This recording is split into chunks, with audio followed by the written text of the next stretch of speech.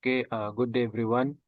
As introduction, I'm Ajmer as moderator for today, followed by respondent one, Muhammad Hadi from Jurutra Perunding Waqbah as resident engineer.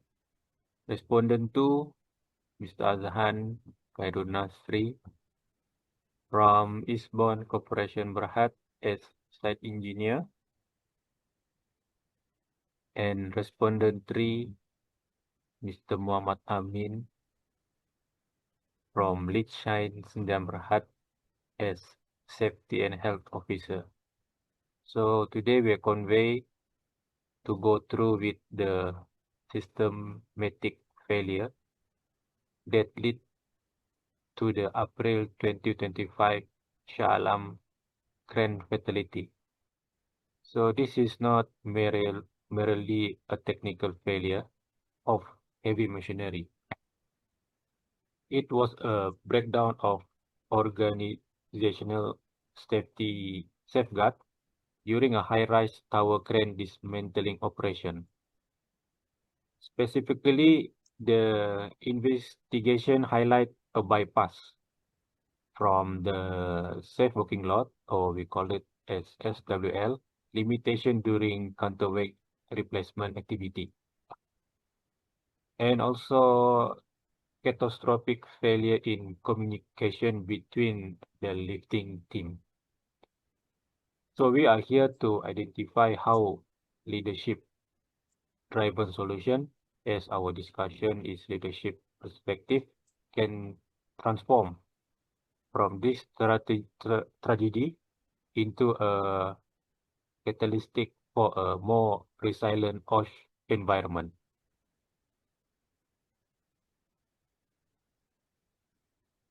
Okay. Looking at the Shah Alam case, we see an integrity vacuum where a team intentionally bypass SWL limitations. They are operating in a culture where the schedule is prioritized over the code. As leaders, we must establish that the SWL isn't a suggestion, it's an absolute boundary. Integrity in OSH means maintaining ethical compliance even when the pressure to complete a task quickly is immense. If the leadership doesn't value the respect of life over the project timeline, the workforce will inevitably take those same fatal shortcuts. I have to interrogate the level of supervision present during the dismantling. Where was the leadership during the counterweight replacement? How does a team allow an exclusion zone failure that leaves workers standing directly in the line of fire under a heavy load? This incident screams an inadequate supervision and insufficient competency. Accountability fails when management is absent from high-risk movement. We must ask, were the supervisors even qualified to verify the stability of the crane structure? Accountability means being physically and mentally present to ensure the working zone is secure, and that competency isn't just a box check on a form. So with that, the key leadership principle is OSH excellence required a transition from passive oversight to active accountability, where leadership driven integrity ensure that technical limitation and exclusion zone are not negotiable. With that, that move us perfectly into how this leadership gap fundamentally reshape the behavior and culture of their entire site. Leadership is the primary driver of worker behavior. In Shah Alam, the communication breakdown, whether through radio or hand signal techniques, reveals a lack of behavioral based safety or BBS implementation. If management is not coaching these communication behaviors from the top down, the lifting team loses the discipline required for complex maneuver. BBS is not a program, it's a culture where every team member is conditioned to look out for one another to prevent mortality. And when the leaders tolerate bypassing safety controls, they effectively permit unsafe behavior. Compliance becomes a suggestion. In this case, workers likely saw the warning signs of overloading but felt they couldn't speak up. We also have to address the so what layer. Under OSHA 1994, the employer is now facing an illegal penalty of up to 500,000 ringgit. But the true cost of the erosion of the respect of life value. That value was compromised the moment workers were exposed to foreseeable risk. A strong value, a strong safety culture is built on the belief that is no task is worth a life. Yet in Shalom, that value was sacrificed for operational speed. But shifting a culture is an uphill battle. But it but it is the only way to build a proactive, resilient environment rather than reactive one. Resilience requires us to use our existing tools with much higher rigor. We cannot treat a job hazard analysis, which is GHA or HIRAC, as just paperwork.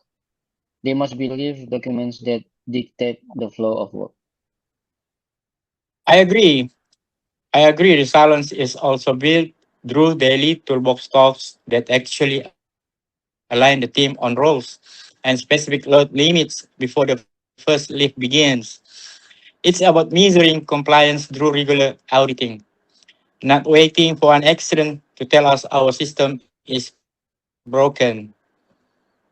The most critical tool for resilience, however, is stop work authority. This must be a leadership granted power, not a suggestion. Every worker must have the explicit authority to halt operations immediately if they see an SWL bypass or an authorized entry into an exclusion zone.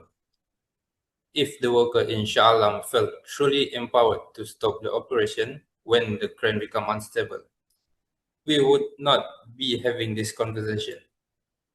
We must also enforce physical barrier around the lifting zone to completely block unauthorized entry and remove the human factor from the equation. As our discussion and to summarize our resilience roadmap, so there are four things to take consideration, such as the first one is rigorous application of HIRAC and JSA to treating risk assessment as a live operational requirement.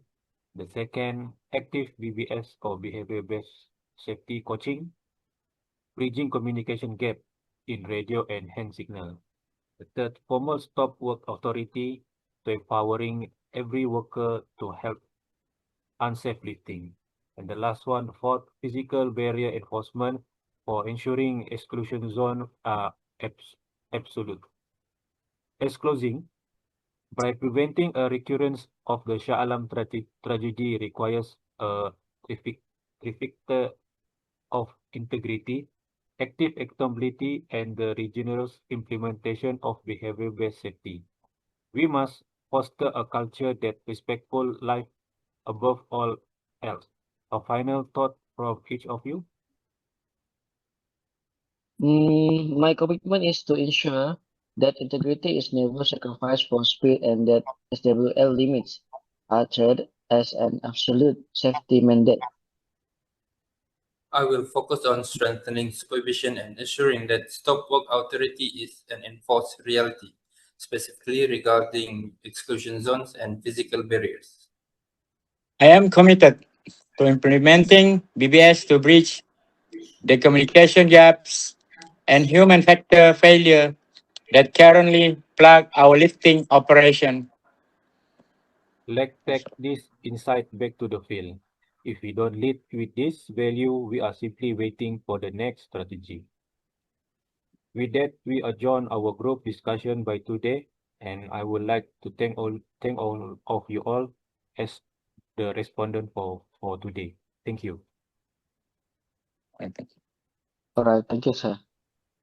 Thank you, sir. Thank you.